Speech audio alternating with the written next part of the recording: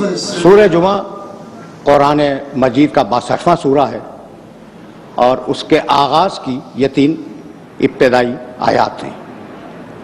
پروردگار نے ارشاد فرمایا کہ یسبح للہ ما فی السماوات و ما فی الارض، اس کائنات کا ذرہ ذرہ اللہ کی بے عیبی کا اعلان کر رہا ہے۔ یہ خالق ہے کون؟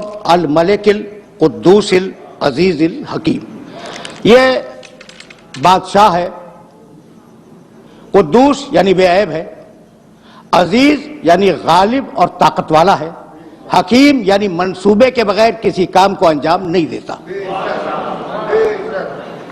4 نام ہیں اللہ کے۔ هو الذی بعث فی الامیین رسولا منہم، یہ اللہ وہی ہے جس نے امیین میں ایک رسول کو بھیجا۔ اب مجھے بتاؤ کہ یہ رسول کا تعارف ہے یا خدا کا؟ یہ تعارف رسول کا نہیں، اللہ کا تعارف ہے محمد کے وسیلے سے۔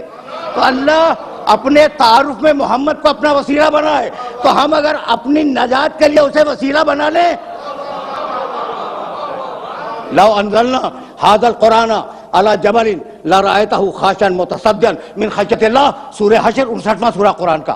اس قرآن میں اتنی طاقت ہے اور اس قرآن میں اتنا ویٹ ہے، اتنا وزن ہے کہ اگر پہاڑ پہ اتار دیں تو پہاڑ کے پرخچے اڑ جائیں۔ اور میرے محمد کے دل نے اس پورے قرآن کو اپنے دل پر روک لیا کہ جس کا دل اتنا مضبوط ہو، دماغ کتنا مضبوط ہوگا؟